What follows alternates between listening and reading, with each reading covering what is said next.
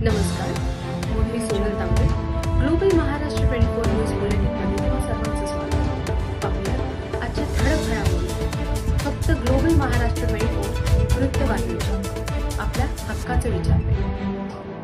मनोज गिरी, मी कल्याण डोंबिवली महानगरपालिकेत जन्माला इथे आलोय. माझी एक प्रामाणिक इच्छा आहे की इथे नागरिकांना त्रास नाही झाला पाहिजे, अधिकाऱ्यांनी ऐकलं पाहिजे. परंतु कुठे अतिक्रमण सुरू असेल, वारंवार या 9 आय प्रभागमध्ये अर्ज दिल्यानंतर इथून काहीच कारवाई केली जात नाही. आणि जर आपण पाठपुरावा केला, जास्त पाठपुरावा केला, तर हे लोक काय बोलतात की त्यांनी लिगलला टाकलंय, बांधकाम लिगलला टाकलंय.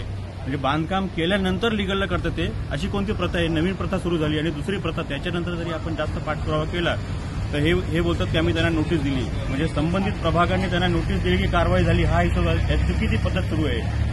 याबाबत मी यांना कमीत कमी 7 ते 8 वेळा साहेबांना भेटलो, त्यांना पत्रव्यवहार केला, त्यांना आपले सरकार पोर्टलवर याची माहिती दिली, तरी सुद्धा संबंधित अधिकारी दुर्लक्ष करतात आणि भेटत नाही.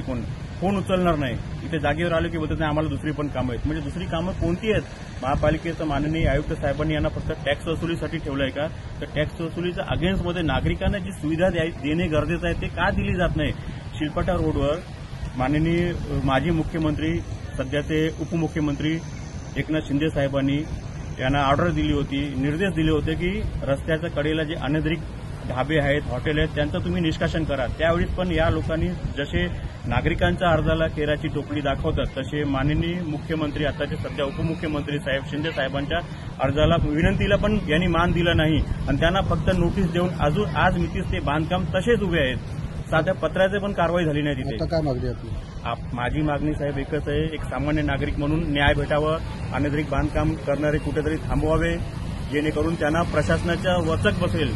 ते वचक न बसल्यामुळे अनधिकृत बांधकामात कल्याण डोंबिवली महानगरपालिका कदाचित 1 नंबरला आहे, सुविधेच्या बाबतीत 0 नंबरला आहे.